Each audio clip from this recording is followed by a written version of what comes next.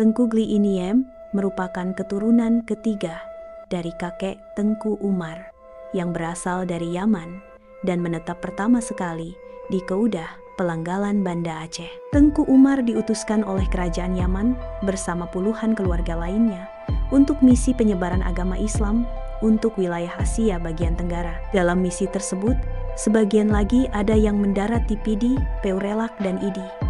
Sehingga Tengku Gli Iniem mempunyai sanak dan keluarga di sepanjang lintas timur dan utara Sumatera. Mungkin itulah alasan sehingga makam ini selalu dikunjungi oleh penziarah dari Aceh Besar dan sekitarnya. Juga pada hari tertentu juga dikunjungi oleh penziarah dari negara jiran Malaysia. Berdasarkan cerita cicit dari saudara kandung beliau, Tengku Muhammad Nawi, bahwa Tengku Gli Iniem mempunyai beberapa karamah.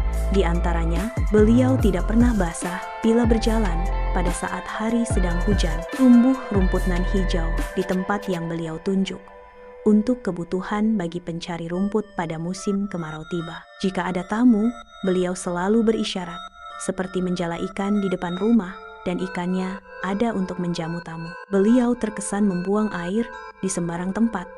Lalu masyarakat keberatan dan menyebut tidak ada air. Maka langsung beliau ambil air di sampingnya dan disiramkan, padahal di situ sebelumnya tidak ada air. Jika ada anak-anak yang bertamu atau ketemu di jalan, maka beliau selalu berikan uang, padahal beliau lagi tidak ada uang di kantong. Jika ada tamu atau beliau ingin suatu makanan, masakan, beliau selalu meminta tamunya untuk mengambilnya di meja, padahal tidak ada juru masak, dan beliau juga tidak pernah menikah. Beliau sangat senang jalan-jalan ke makam Siah Kuala di Alue Naga, kadang-kadang ke Kampung Pande atau ke Ulili sekarang. Beliau sering menunggang kuda putih dan selalu berjalan lurus. Beliau perintahkan joki sadu untuk selalu melihat ke depan, jangan pernah menoleh ke belakang. Suatu ketika sang joki ingin tahu apa yang terjadi di belakang.